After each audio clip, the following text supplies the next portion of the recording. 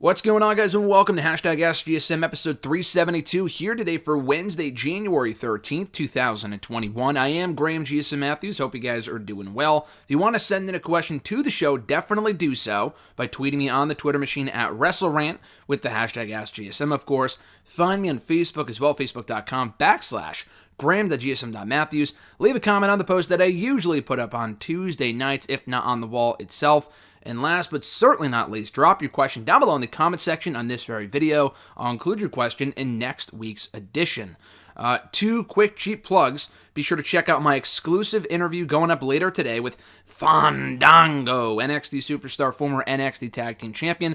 Awesome time talking to Fandango about tonight's first round of the Dusty Rhodes Tag Team Classic, where he and Tyler Breeze are taking on Undisputed Era. We're talking about him being involved in the original NXT, his memories of Dusty Rhodes, winning the tag team titles, his favorite matches, entrances, and so much more. So check that out today. That should actually either be already up here on the channel or will be up soon enough.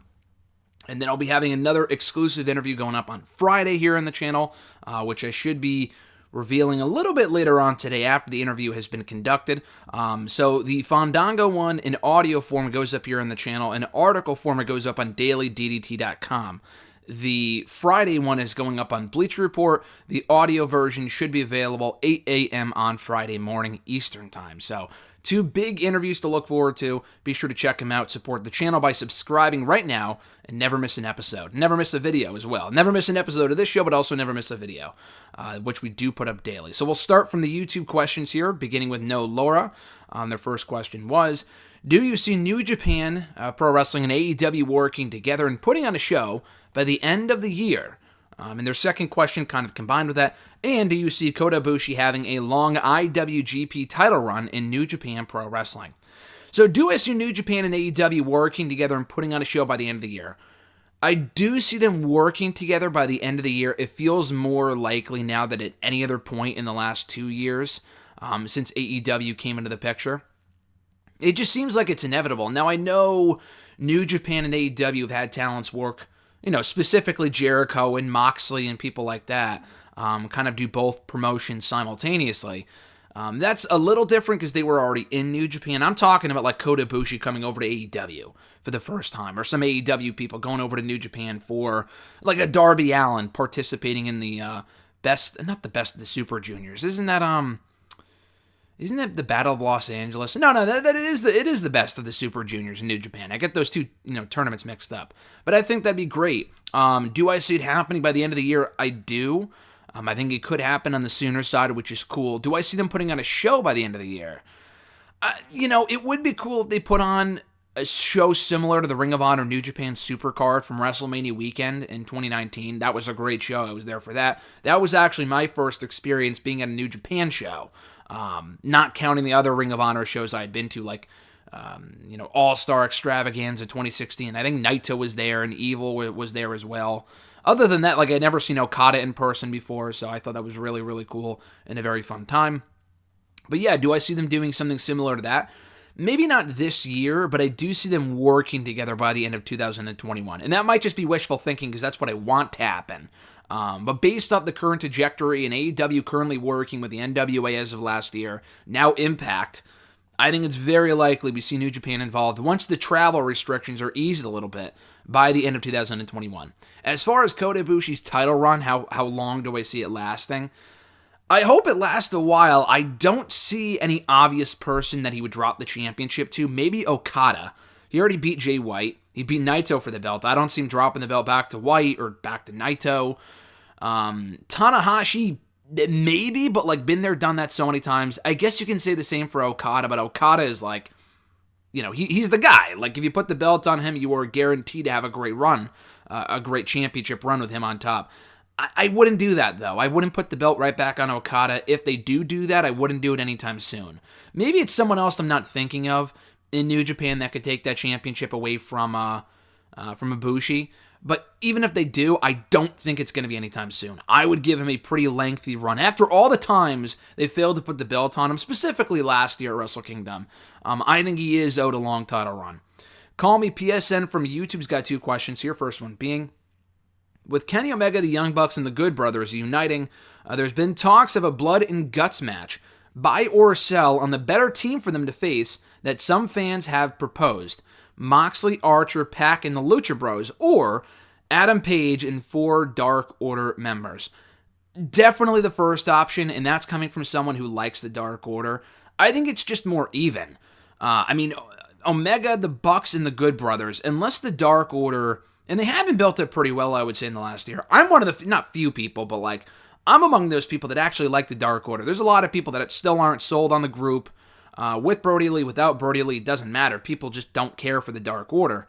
I've enjoyed Dark Order. I've liked their progression over the last year. I still do not see them as threats in their current form to people like the Bucks and even the Good Brothers and Omega. So I gotta go with Moxley, Archer, Pac, and the Lucha Bros. The only one tweak I would make is that maybe somehow you can include someone from Impact in there as well. If they're gonna have the Impact Tag Team Champions and the Good Brothers involved in that match, why not, someone from Impact as well on the babyface side? So you said Moxley, that's a given. The Blood and Guts match would have to happen in the next couple months because I don't see, Moxley and Omega lasting for the next 6 months. So it would have to be sometime soon, I would assume. Moxley makes sense. Archer, Pac, and the Lucha Bros aren't feuding with those guys right now, but I would suppose it's inevitable.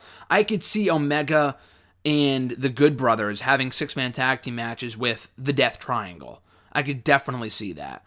Archer feels a little random. I feel like the only reason he's involved in the current Eddie Kingston feud is because of his history with Eddie Kingston, not so much because of Pac. We might actually get Archer and Pac at some point after their issues with Eddie Kingston are kind of done. So, you can kind of take Archer out of there, and maybe that leads to, Kenny Omega and Archer.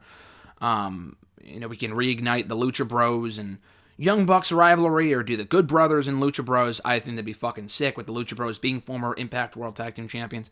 But yeah, maybe you could put Rich Swann in there, or the Motor City Machine Guns. Probably Rich Swann if they continue to the feud. So it depends when the match happens, but if we're going off the teams that you proposed, definitely the first one. I like the second duo, but I don't think we're getting Adam Page and Kenny Omega, the feud, anytime soon, nor should we. So definitely the first one. And it would also make for a better match, too. Their second question, why did Keith Lee and Sheamus randomly have a match after tagging together and having no issues other than needing to kill time? Yeah, the whole thing was random. You said it right there. You answered your own question when you said they needed to kill time. Apparently a few people from the Raw roster, WWE, whatever, tested positive for COVID, which is why they weren't on the show. Kingston, I thought, was among them. I don't think he is. He just had a broken jaw, so that's why he wasn't on Raw this week. But you can probably tell Ricochet wasn't on Raw. He may have had something to do with it. There's a few other people that were absent. So, Lee and Sheamus wasn't that random because they were bickering back and forth, before Miz and Morrison, interrupted them in that backstage segment. The very least that WWE could have done was say that, hey, if Lee and Sheamus win this match against Miz and Morrison here, then they earn the opportunity, earn the right, whatever, to face each other coming out of the commercial break. Because they want to beat each other up or whatever. They want to get their hands on each other. Sheamus and Lee clearly still have issues. At this point, they don't because they made up afterward. They shook hands, whatever. They're fine now, but they still had issues going into that match. So it's not like they were two tag team partners, like two best friends. It did make sense for them to have the match. The setup was weak, though, because there was no setup. I'm pretty sure they beat Miz and Morrison. They go to commercial. We come back. They're already having a match against each other. I wish they had established why they were having a match, or at least saved it for next week. But they did so many impromptu matches on Raw this week, I can't say I'm surprised.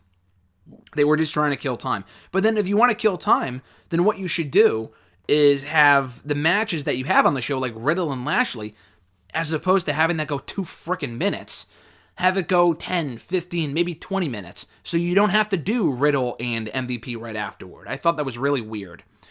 Emmanuel A. from YouTube as well, is the WWE roster stale? I read a post on Reddit that was emphasizing how most of the people now are WWE veterans. It used to be a select few that had veteran status back in the 2000s. Example, Triple H, Undertaker, Shawn Michaels.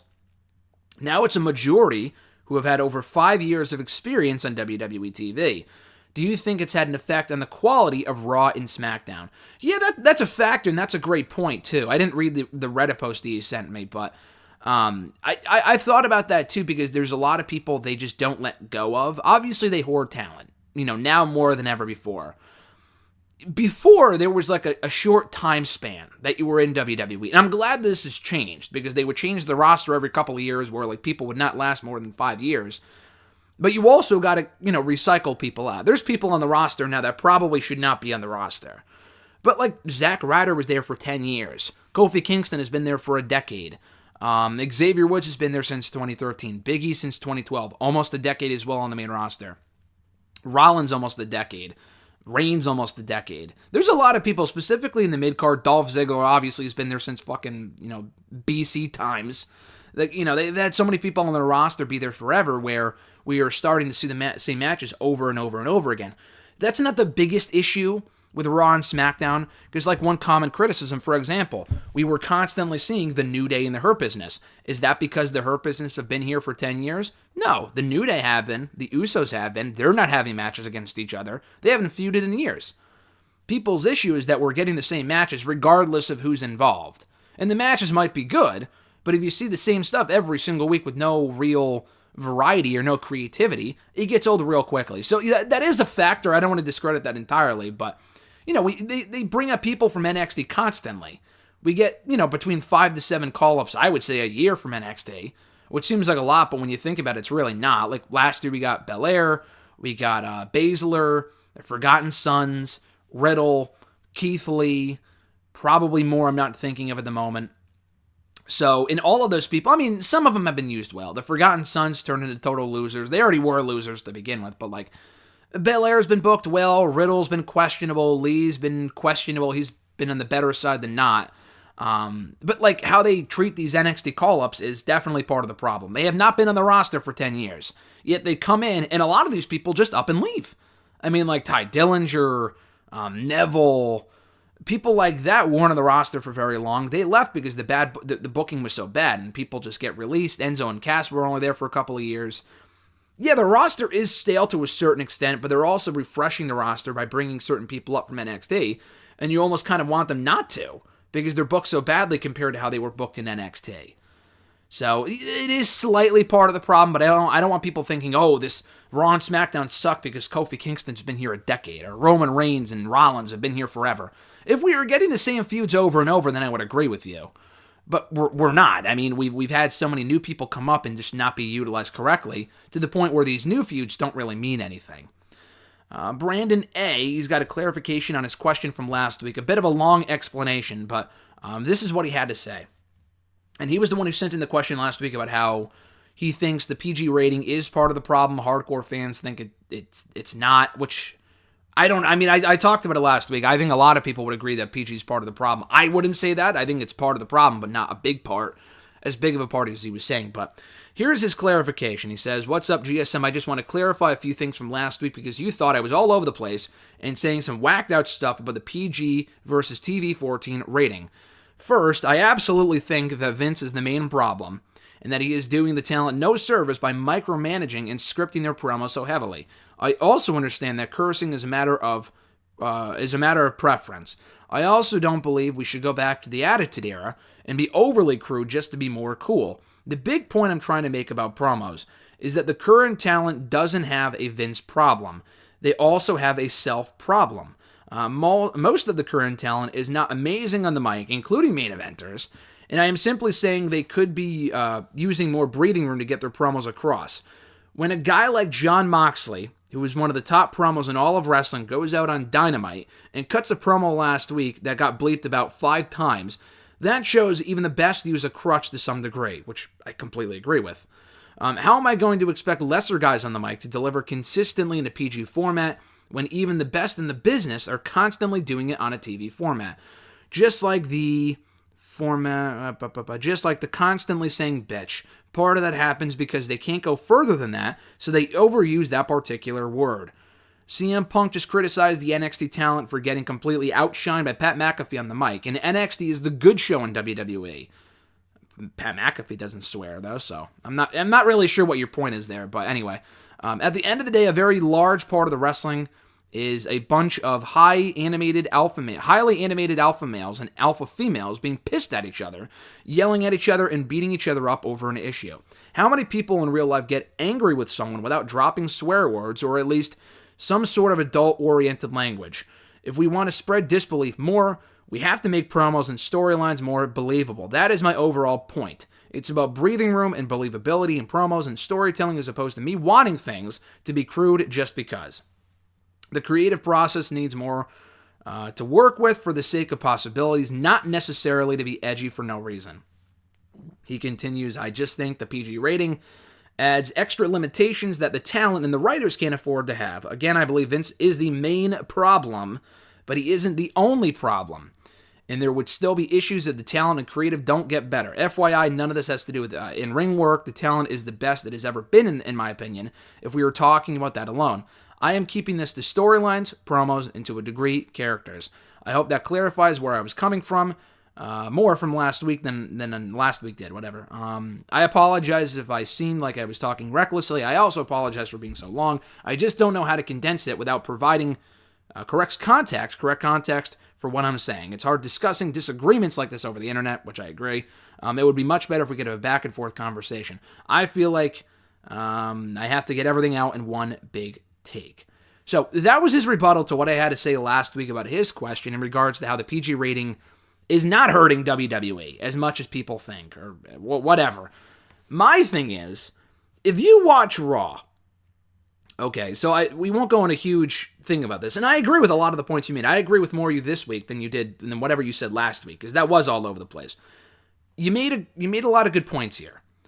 Moxley is one of the best mic guys there is, but I understand what you're saying, like the option should be there. It is really more a matter of preference. But it wasn't a good promo just because he got bleeped out 5 times. I don't even remember that. I remember it being a good promo. I don't remember him getting bleeped out 5 times because that doesn't matter to me. I don't really care. It is a crutch. It absolutely is a crutch. And even the best guys use it. You were correct. It's not a WWE problem. It's not even an AEW problem. That's an everyone problem. Even Moxley, the guy's he's good on the mic. And he's cut a lot better promos in AEW than in WWE.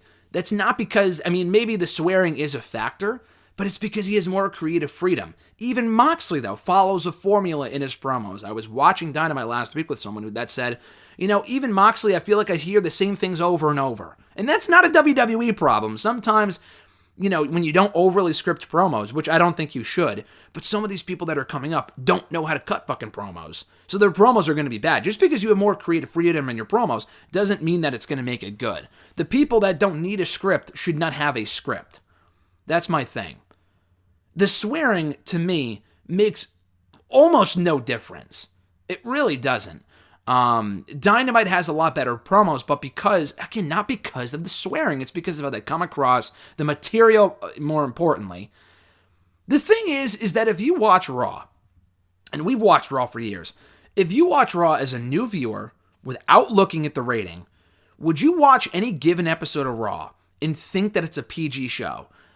I don't think so. I really don't think. I think people harp too much on the fucking rating. If you actually watch the show, it does not feel like a kids program. It was more of a kids-oriented, kid family-friendly show 10 years ago than it is right now, 5-10 years ago.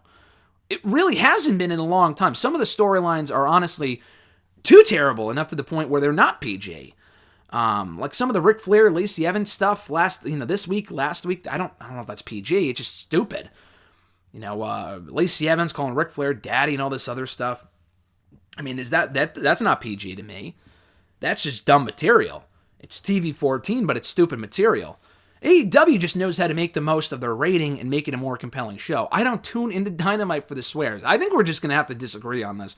You said Pat McAfee's the best on the mic. He is. Has he gone out there and swore? No, he doesn't need to. He just heals on the fans. It's a good traditional promo.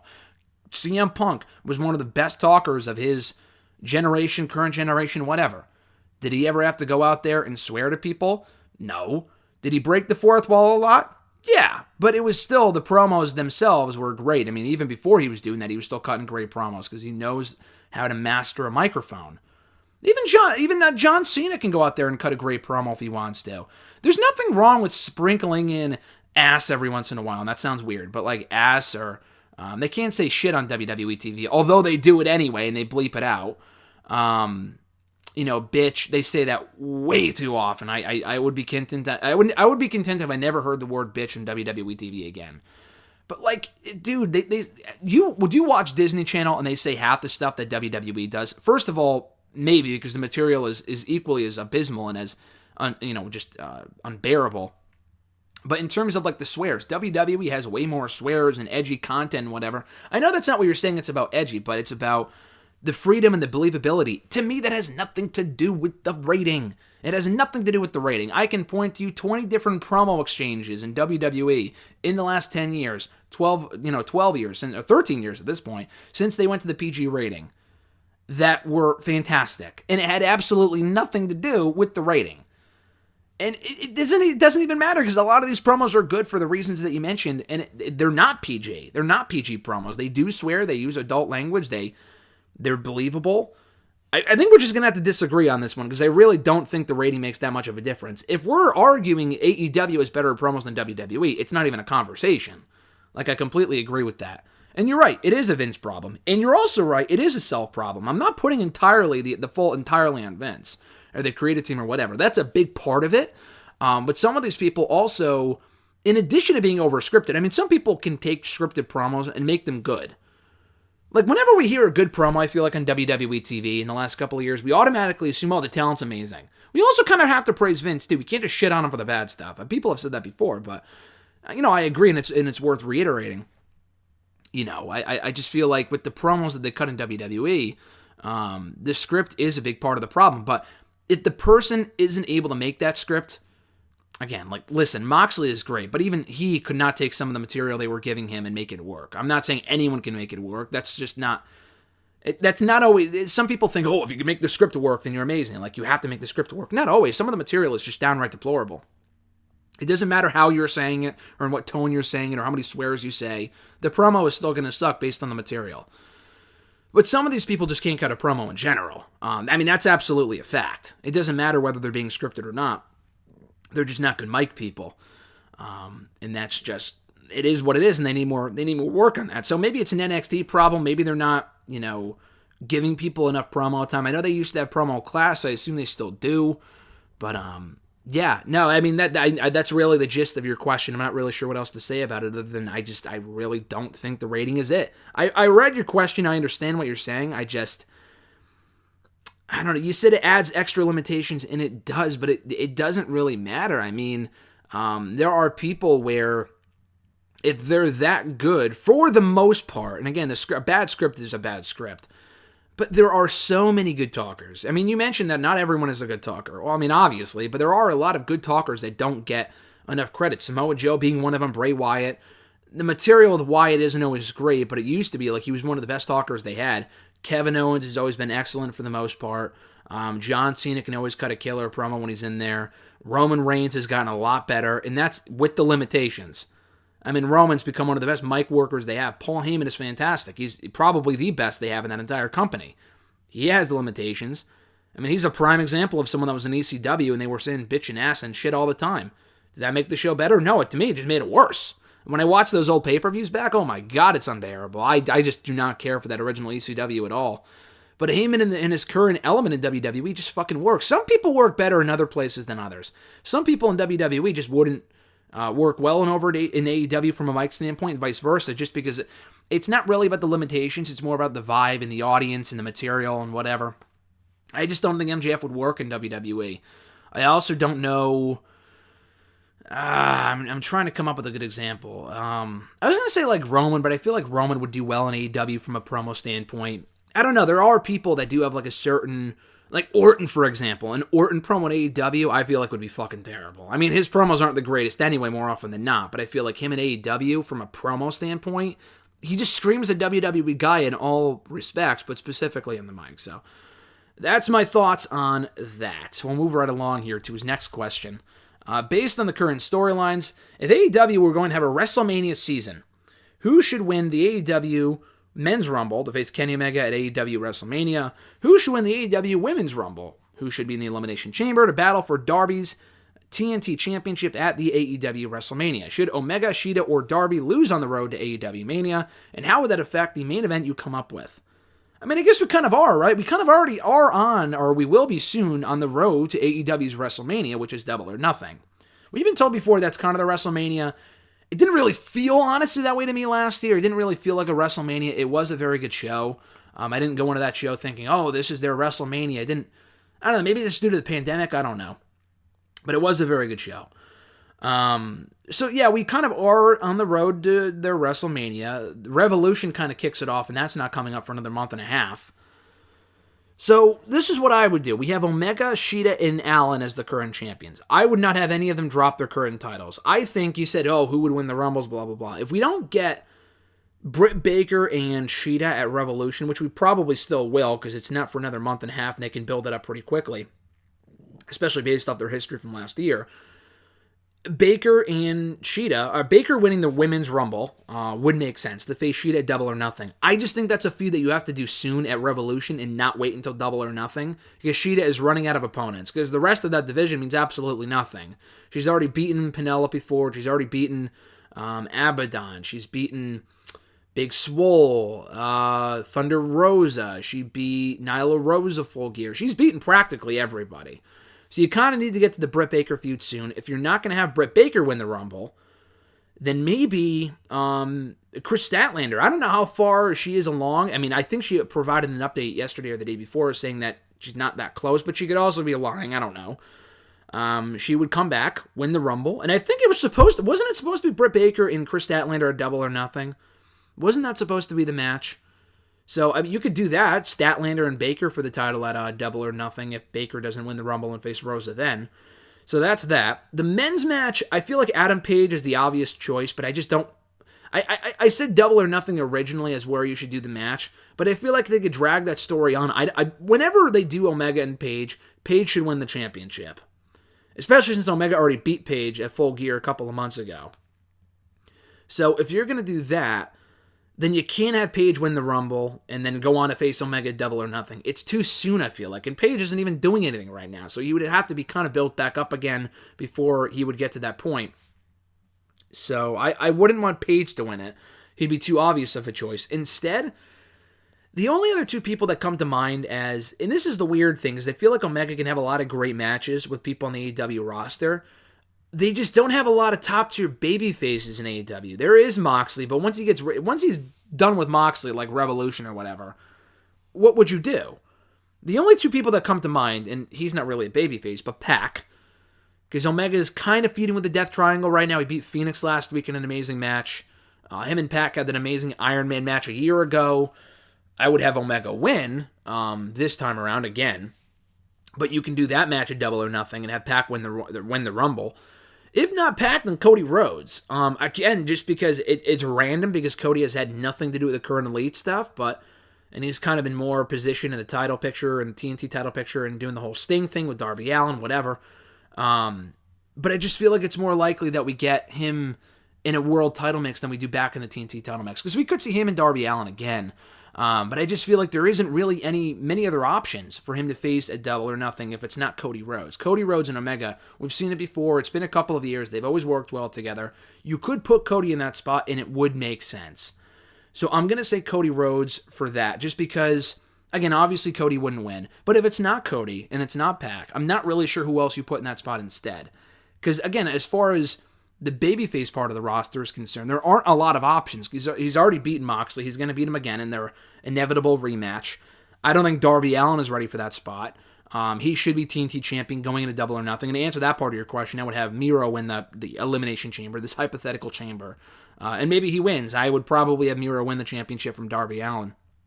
You know, Scorpio Sky isn't ready yet. There's a lot of people who have potential to be at that next level. Orange Cassidy is another top babyface. Would I do Omega and Cassidy Double or Nothing? Absolutely not. So unless someone turns face that I'm not thinking of, like a Jericho, maybe that's not a bad idea just because they've had two matches. They are 1 win apiece. That's not a bad idea. I honestly don't know who else. Like MJF doesn't make any sense. He's already beaten Pentagon and Phoenix multiple times. I'm not really sure who else there would be unless they bring someone else in that we're not thinking of. Archer It doesn't feel like a double or nothing match. So I don't know, probably Cody Rhodes. I'll say Cody. I'll say, if not Britt Baker, then Chris Statlander, assuming she's back by then, which it doesn't seem like it's a guarantee, but it's a thought. And Miro winning the Chamber. At Reborn again, John Ritland from the Twitter machine and YouTube. Real Honesty with John Ritland. Check out his channel. His first question was, so what in the world was that ending to Raw? Why did they do something that made the Fireball spot in Warrior vs. Hogan from Halloween Havoc 98 look good by comparison? I actually didn't really mind. I'm in the minority here. I did not mind the ending to Raw this week. And I know I've been all over the place with my thoughts on this. Because they did that awful Alexa Bliss drowning herself in kerosene ending to Raw a couple of weeks ago, which was completely terrible. That didn't land for me. Not that this was the greatest ending I've ever seen. I like this. I liked what they did at TLC. I know John did not, so I understand that. But yeah, I don't know. I thought it was fine. I thought the execution of it was as good as it can get. And the whole crux of this feud is fire. So I know the Alexa Bliss Orton thing from a few weeks ago also centered around fire. That I just thought was really dumb. I guess this was dumb too, but I can't, this was so stupid. And then NXT just did it a year ago with Keith Lee and Karrion Kross. Maybe you hated that too. I really didn't hate this, and if you did, that's fine. The Warrior and Hogan, I mean, come on. I mean, that was way worse. I know we're comparing it, but that was just terrible execution, and this, at least, I believe was taped in advance. It looked a little better when they filmed it. It came off a little better, so I can't say that was like, I can't say the Warrior Hogan one was better. I mean, that one was clearly worse. But yeah, so I really didn't mind it, but if people didn't like it, then I totally understand. His next question, in regards to last week's Dynamite, am I the only one that isn't excited for yet another version of the Bullet Club? Again, you're not in the minority, and maybe you are in the minority for that, but I'm not really sure, actually. I haven't seen enough reaction to the whole Bullet Club reunion thing to really get a gist for if a lot of people are excited for it or not. I've never been the biggest Bullet Club guy, though it is cool to see Gallows and Anderson back with the Bucks, back with Omega, everyone's back with each other. I think that's really cool. So yeah, you're definitely not the only one. There are a lot of people that are burnt out on the Bullet Club stuff. We've seen it time and time and time again in many promotions, whether it be Ring of Honor, New Japan, WWE, not really NXT, I don't think, but now in AEW. So we've seen it in a lot of different promotions. I get it, because the Bullet Club, you got to remember, too, has been around since 2013. That's 8 years. They're coming up on the 8-year anniversary in, I think, May or something. May or March, or I'm pretty sure it's May. But yeah, just a lot of people aren't excited for it just because we've seen it hammered into the ground, and we've seen the same reiteration of the group multiple times, just in different places.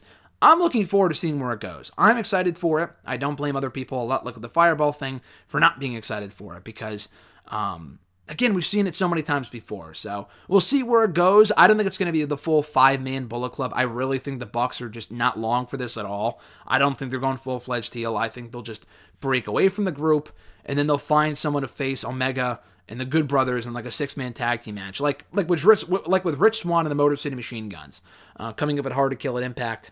Impact's Hard to Kill pay-per-view on Saturday. I don't know who that would be. Maybe Cody. Like I said earlier, I'm not sure, or Adam Page, maybe, I guess would make more sense, but I wouldn't rush into that. Now, I know people thinking, we're getting the full 5-man Bullet Club again with these 5 guys. I don't see that at all. They might do a 10-man tag at some point, but like with the Bucks and FTR, it's not going to last long. They'll get whatever they can out of it before they turn the Bucks back into like full-fledged baby faces, and they have them oppose the Good Brothers instead of teaming with them. He asked, what did you think of Abaddon versus Akira Shida last week? I thought while it was somewhat short, at least they had a story behind it, which I can't say for a lot of the women's matches in AEW. I mean, you are right. So it wasn't a great match, but it did have somewhat of a story behind it, which made sense. And that was fine. The match itself was okay. I just think Shida is too good. I mean, Abaddon, to me, has just not impressed me at all. I think Abaddon sucks. I think the character sucks. Not that she's terrible in the ring, because the match was fine. It was probably the best Abaddon match I've ever seen, which, I mean, again, and we haven't seen a lot of great Fiend matches, so I understand, but I just don't get the character. I don't care about the character. It just does nothing for me. The whole, like, I'm scared of Abaddon shtick, to me, just, we've seen it so many times before. I would rather see Shida be positioned as a badass as opposed to being scared of Shida, or being scared of Abaddon. So, yeah. It was short. They made the most of the time they had. It was probably one of the weaker matches on the show, if not the weakest match on Dynamite New Year's Smash Night one last week. I didn't hate the match, and you're right, it did have a story behind it, just not a great story, but I guess a story is better than no story, so yeah, they just got to get their stuff together in AEW. I mean, they have the women, they have the talent there, it's just a matter of how they use said talent, and giving them more stories to work with, and giving them more airtime, because one women's match a week for 5 minutes is not going to cut it. At noob_n_code 1991, are you planning on reviewing the WandaVision and some of the Marvel Phase 4 content this year? Yeah, most likely. I think WandaVision comes out on Friday. So most likely a lot like we did with The Mandalorian and the other Marvel stuff. Probably at some point next week we'll see. I'm not sure. But yeah, it is coming out on Friday. I think they're doing 2 episodes at once, which is pretty cool. But I'll be watching it for sure, regardless of whether we review it or not. We probably will. But I will be watching it regardless when it comes out in the next couple of days, which I think is a 2-episode shot, which is cool. The other Marvel Phase 4 stuff, it's of a movie maybe. I think Black Widow is now due out in either April or May again. I know it was supposed to come out May last year. It might be coming in May. I think the current scheduled release date is April, though it might be May. I don't remember 100%, but it might be June. I don't know. But I'll be watching all of it for sure. His next question, which storyline involving family is worse? The Seth Rollins-Rey Mysterio feud or the Lacey Evans and Ric Flair-Charlotte Flair storyline? The Rollins-Mysterio feud is hard to watch in the early parts, but the Lacey and Charlotte story is weird without their partners. I mean, it's only been 2 weeks. The Lacey, Charlotte, Rick stuff sucks, but I mean, it's only been 2 weeks, so I can't really say which has been worse or which is worse. The Rollins-Mysterio stuff, like you said, I thought it was good early on. The eye for an eye stuff was ridiculous. It got really bad by the end. The matches were always very good. I would take a Rollins-Mysterio match over Charlotte and Lacey any day. And that's not to say Lacey is bad. I think Charlotte's great. Lacey's actually pretty good. But the match isn't just... I know Rollins and Mysterio are capable of having great matches. Lacey and Charlotte, at this current point, probably not. So, yeah, the Rollins and Mysterio one I'm going to have to say is worse so far, just because the eye for an eye stuff was just absolutely terrible. And it dragged on for 6 months. Actually, probably longer than that. No, it was around 6 months. So, if this drags on for 6 months... I'll have more to say about it in, July, but as of right now, I got to go with the Rollins-Mysterio stuff just because Charlotte and Lacey's just started. What are your thoughts on the news of the Women's Dusty Tag Team Classic? Which teams are qualifying for the tournament? I think these are from, this is still from at Noob_N_code 1991. I think it's cool. They've done a lot of women's versions of other stuff in the last couple of years, specifically in the main roster, and I think it was more a matter of time that they did a women's one. In NXT, just because they might have more women's tag teams than they do men's, at least in NXT. I mean, that's probably not accurate, but their women's division is definitely better than the men's. So they don't have a lot of women's tag teams, although you can come up with quite a few. It might not be as good. It might not be they might not as good, but they might not have as many teams, but they do have a better women's division overall. It's more of a priority than the tag team males tag team division in NXT is. So I'm very excited for it. I don't know when it's kicking off. I know the men's one kicks off, I think this week. I'm pretty sure. I don't know when the women's one is coming. Maybe a takeover next month. I don't know. As far as what teams you can put in there, I feel like Dakota Kai and Raquel Gonzalez is a given because they're already an item on TV. Obviously, assuming they can appear on the show. They haven't appeared on the show in a while, but Casey Catanzaro and Kaden Carter. That's another obvious one. Another obvious one, Candice LeRae and Indy Hartwell. Would it be 8 teams? I think it's 8 teams participating, so that's 3. The other ones are kind of like makeshift teams. You can do Shotzi and Rhea, or Shotzi and Tegan would be cool. They actually went for the tag titles, the women's tag titles last summer. I don't know when Tegan's coming back. But yeah, either Shotzi and Tegan or Shotzi and Rhea. I don't know if Rhea's completely done with NXT or she'll participate in the tournament. I don't know.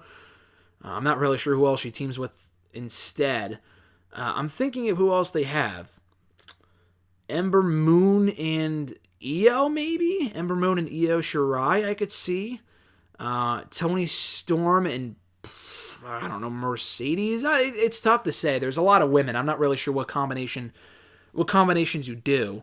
But those are just a few off the top of my head that I know I can think of. And I'm looking forward to it regardless, because regardless of what the teams are, the matches should be good, and the women's division is always a priority. So I have no doubt they would utilize it well and do well by it, do right by it. He also said, do you think that Disney should stop doing live-action remakes of Disney animated movies? Yeah, I mean, I guess. I'm trying to think of, the last couple that came out. Didn't see Aladdin. I heard it wasn't terrible, but it came out 2 years ago. I think RJ told me to go see it. I probably will watch it at some point. It's on Disney Plus. I'm just not racing to go watch it. But I know that came out. The Beauty and the Beast one was all right. I actually enjoyed that one.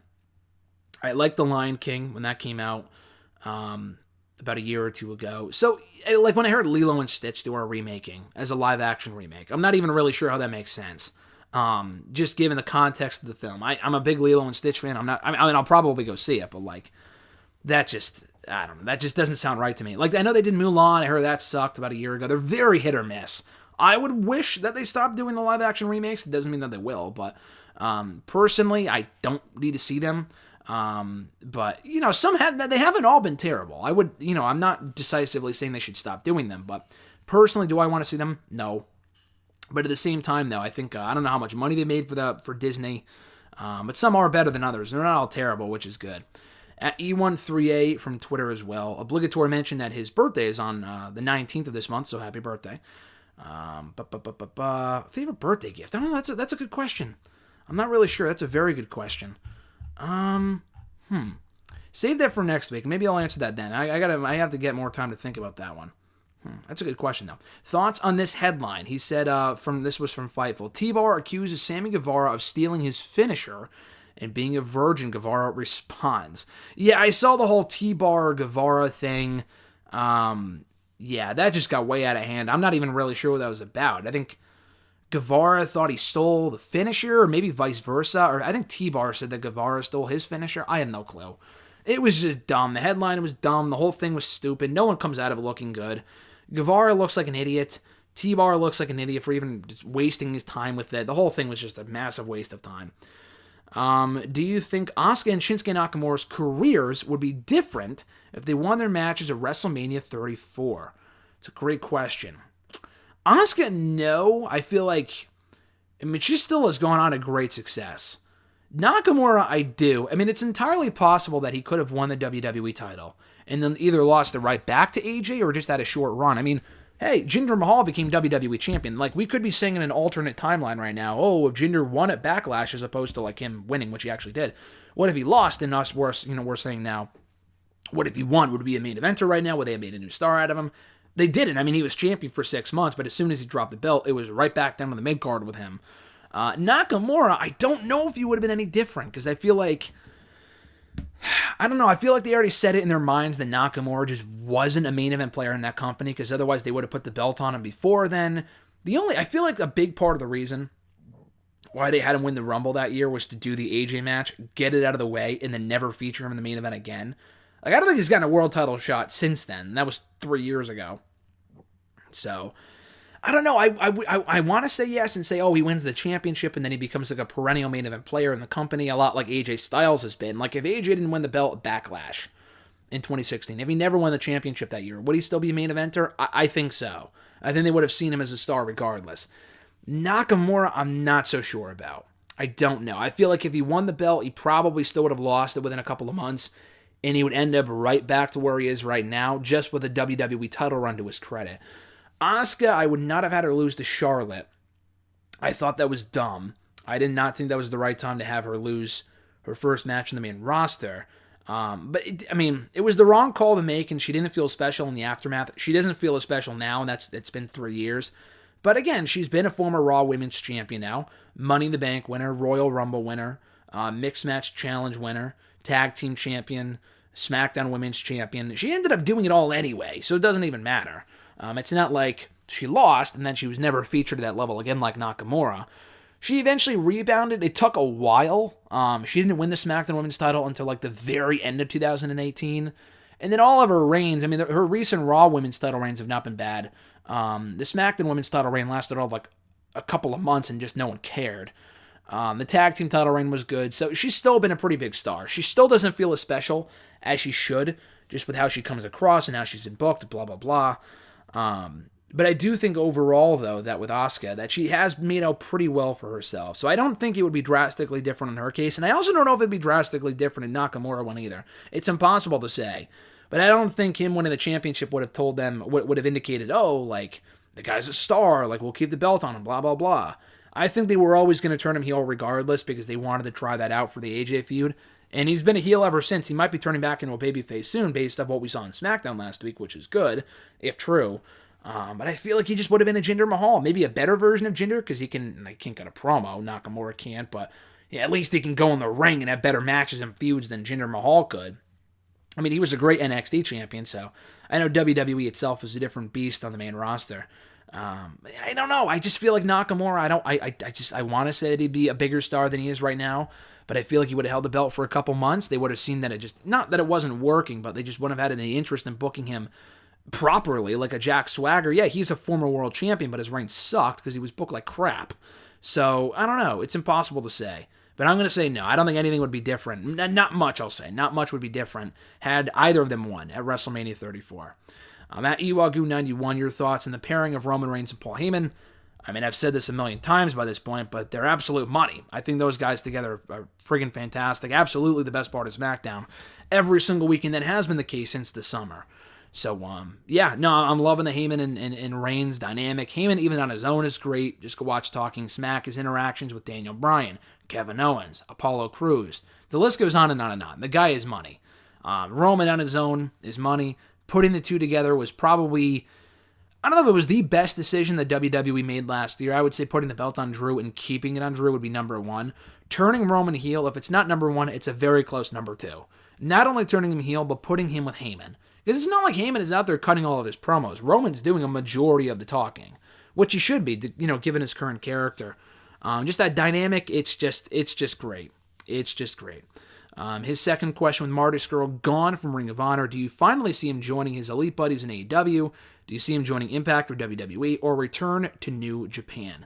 Well, I mean, given the circumstances of why he left Ring of Honor or was let go or whatever, I don't see that happening. As far as the AEW thing, I feel like they're so good on maintaining like a positive public image. I don't think they would take the risk, even though they are close with Marty, to bring him in. I mean, at least not anytime soon. Maybe in a year from now, maybe. Because right now I feel like his name is mud. Like they're just not gonna mention him at all. And whatever. So they're not gonna mention him. They're not gonna acknowledge him after all the speaking out stuff happened last year. So yeah, I don't think that's gonna happen. I really don't. I know they're good friends with him, but it's not a good spot for them to be in. It puts a lot of pressure on them to just whatever, because a lot of people would take issue to them signing him after everything that he was accused of about a year ago. So he won't be there. I won't say never, but at least not for the foreseeable future. WWE, same thing. I mean, I could see WWE taking more of a risk on him than AEW would at the moment, but again, I feel like WWE, same thing. They would catch a lot of backlash, and even more so than they would for signing Tessa Blanchard, which, is bound to be a polarizing decision. At least, she has her own issues, but I feel like Marty's even worse right now. I mean, I guess Tessa kind of disappeared from the face of the earth too. She kind of fell off the face of the earth last summer. But with Marty, though, it's a very touchy situation. Impact, I mean, would that make much sense that they would let go of Michael Elgin and Joey Ryan and one half of the Christ brothers, whatever, Jake Christ, is that what their names are? I think it was Dave Christ that they had to let go, and then Jake was still there, they just didn't use him, and he recently left. That would be hypocritical. I mean, they let go of all those people because of the speaking out stuff. Why would they bring in Marty Scurll? That just doesn't make a lot of sense. New Japan is probably the most likely destination, but even then, I feel like it's way more likely that he just does nothing for right now and then maybe comes back in like 6 months to a year. A year sounds like a long time, but with this type of stuff, you need to wait a long time. I mean, that whole speaking out thing happened, 7 months ago, and he's still very much toxic in the wrestling community right now. So, of all the options that you mentioned, I expect him to be back in New Japan first, but even that, I don't see happening for a while down the road. Let's see, his next question, if Ethan Page does leave Impact, where do you see him going next? I've heard that WWE has interest. I've heard that AEW has interest. I could see him going to WWE. I know the Rascals went there. They haven't been used yet, but they signed there a few months ago. I could see him going to WWE. I don't know to what extent he would be used. I was never like a big Adam Page fan, like on his own. I love the North. He could do well in NXT, and he is good, but I just don't see an obvious spot for him on that show. I feel like he would come in as like a random mid-carder in the NXT North American title scene, not get a big push, and not really do anything, unless he was given like some significant creative freedom with what he could do, like he has been in Impact. AEW might be a bigger landing spot for him, but again, I just don't. Where do you see him fitting in? Maybe in the TNT title picture, maybe. I feel like he's not good enough to be like the NXT champion or the AEW champion, and that doesn't have to be everybody, obviously. There's people that they bring in all the time that are not at that level, and that's completely okay, but I just don't see a spot for him on either show. I just feel like him in the North would be a much better fit for like a WWE than Ethan Page on his own. So I'll say WWE, I'll say NXT, because I feel like he wouldn't leave Impact unless it was a really good offer, and I'm not sure if AEW is absolutely going out of their way to sign Ethan Page. They might. I don't know. I'm not 100% sure, because he was a part of that initial All In show a couple of years ago, which to me meant that they at least know who he is and would bring him in if they wanted to. But is WWE really making a big play for him? I mean, maybe just because they think AEW might snatch him up. I don't know. It's going to be interesting to see where he goes. I'll say, I mean, he could always go to MLW too. Who knows? But Ring of Honor is also a possibility. I'll say NXT, but I'm not very faithful or optimistic they would utilize him in a meaningful manner. Their last question here, do you think Adam Pearce will really face Roman Reigns at the Royal Rumble? I don't. People saying, oh, this is great because Adam Pearce is such a history, blah, blah, blah. Listen, I think it's cool because Adam Pearce does have a history. He's been in the business a very long time.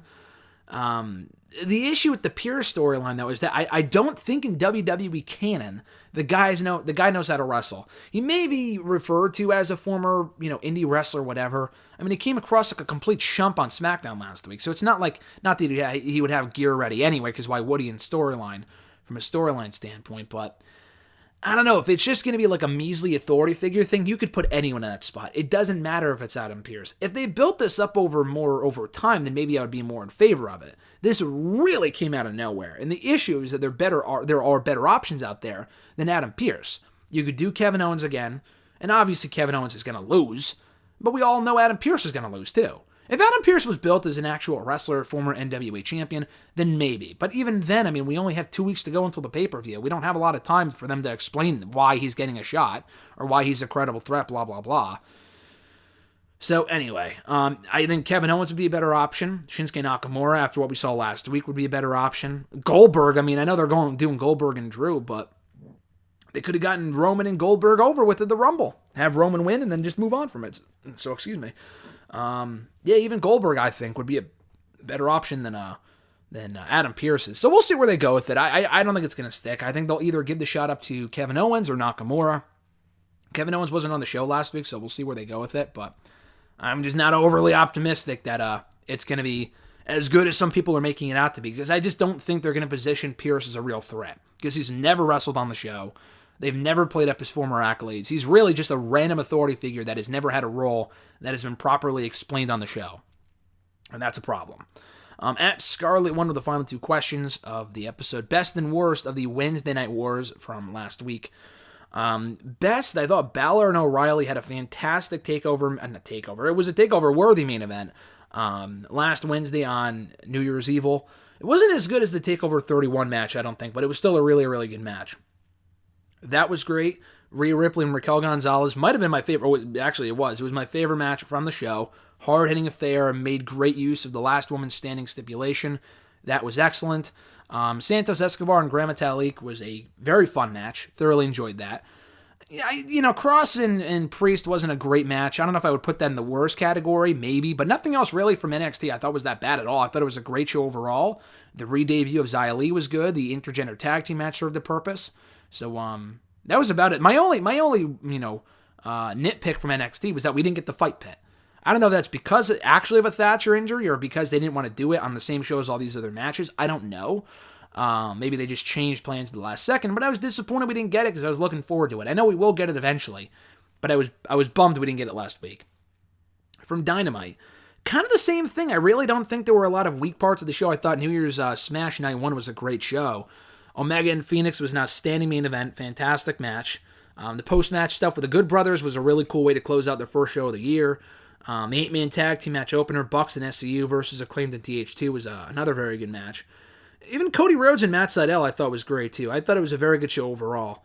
The only two things I didn't really care for from Dynamite were I like Sting, but I feel like they just keep doing the same thing every single week with him, where he comes out, points the baseball bat, and that's it. I feel like it would be more effective if we didn't see him every single week. Like, there was really absolutely no reason for him to be on the show last week. They could have waited until this week or 2-3 weeks ago, whatever. I just thought it was completely unnecessary. So I guess that, and also to a certain extent, like I said, Shida and Abaddon, the women's title match. I just don't care about Abaddon. And it wasn't a bad match. It was probably the best match I've seen her have, but the character is just no good. It wasn't a great match. It just kind of existed. I feel like Shida's had far better matches as the women's champion. I mean, hell, I thought the Penelope Ford match was better from Fyter Fest last year. So that kind of speaks volumes. But yeah, and again, not a bad match, but probably one of the weaker elements of Dynamite last week. And then Scarlett's second question. In the case that Drew McIntyre can't compete at the Royal Rumble, what would you do with the WWE Championship? I think he should be fine, because I know... So they said he tested positive on Monday. The Rumble's on the 31st. So that's 3 weeks. In AEW, usually they wait the full 14 days. And like, for example, Lance Archer had to miss the entire build to the AEW World title match with Moxley going into the anniversary show last year. What was I going to say? But so he missed the entire build, but he was back in time for the match, and the match was within like 2 weeks. I know that's AEW, and WWE might want to play it safer by having him out a little longer. I mean, it's entirely possible, and I honestly expect this to be the case, where we don't see Drew on Raw until the pay-per-view. I think they're going to have Drew at the pay-per-view. I think he should be fine by then. By that point, he would have had it for at least 3 weeks, from the 11th on Monday through the 31st. That's almost exactly 3 weeks, and I think the current quarantine period is like 10 days, so I think he should be fine. Let's say for whatever reason, they want to keep him out, they want to play it safe, they're actually really lucky the Rumble's so late this year, because usually it's on the 24th, and that would be cutting it real close. But on the 31st, they should have no issues. But on the chance that they don't want to do the match, they don't want to risk it, he's in there with a 50-something-year-old guy in Goldberg, what do they do instead? I don't think they take the belt off of Drew. I think they just wait to do the match either on an upcoming episode of Raw, which I don't think they would. Goldberg has not wrestled on free TV, I don't think, since he came back 5 years ago. Maybe probably just wait until the February pay-per-view. They clearly want to do the match, and that's fine. I don't really care if we get it either way, to be honest with you, but they wouldn't take the belt off of Drew. Whatever they're going to do with Drew and Goldberg, I would assume is done for a reason. It's a random match, but they're either giving Drew a big win, or they're going to have Goldberg win, God forbid, via like a Sheamus betrayal or whatever. They're clearly setting up something big, so they're just not going to not do the match, which is why they're doing it in the first place. The build will suffer by McIntyre not appearing on Raw, but it is what it is. I mean, that's just the current circumstances. He could just kind of interject with pre-taped promos and stuff like that, or appear via satellite or whatever. So, I just don't think you do anything. I just think you pull the WWE title match from the show, and it doesn't even matter, honestly, because the Royal Rumble is all about the Royal Rumble matches themselves. It's not like this was the main event of WrestleMania. Like, even Roman and Goldberg last year was a featured match, but it was never going to be, I don't think anyway, the main event of WrestleMania. So when they changed it, it was a big blow to the card, but it wasn't that big of a deal. And also in this case, McIntyre's the champion. It's not like they could just put another challenger in there, which would be nice, but they're not going to do that. The champion is sick in this case, and not the challenger. So I think they would just hold off on it, probably do it at the February pay-per-view, maybe on Raw if they want to pop a big rating, but I think that'd be cool. I don't think they would do that. But it doesn't matter. If they have to pull the match from the card, it doesn't matter. Because like last year, we didn't have a WWE title match on the Royal Rumble card last year. Brock was in the Rumble itself. He was the WWE champion. So I think it's completely acceptable if they don't have the title match in the card and they just save it either for another day. They're not going to cancel it altogether. I know people would be hoping for that. They're not going to do that. But if they just move it, from one date to the next, whether it be the February pay-per-view or on Raw or whatever, I think that's perfectly acceptable. But like I said earlier, I don't think that they're going to have to do that. The pay-per-view from when he got sick or, was announced as tested positive or whatever was on Monday, and that's 3 weeks from now. So I think he should be fine, but you never know with WWE. They might want to take extra precautions, which is smart, but I think he should be fine by the 31st. And that's going to do it for episode 372 of #AskGSM here today for January 13th, 2021. Thank you, as always, for sending in a question to the show. If you want to send a question, you can do so by tweeting me on the Twitter machine at WrestleRant with the #AskGSM. Find me on Facebook as well, facebook.com/Grim.GSM.Matthews. Leave a comment on the post that I usually put up on Tuesday nights, if not on the wall itself, as well as in the comment section down below. Drop a comment with your question. It'll be included in next week's episode. So be sure to like, subscribe, share. All that stuff is greatly appreciated. Have a great one, guys. Enjoy the rest of your week. Check out the Fandango interview coming later today. I'm Graham GSM Matthews, and I'll catch your ass down the road.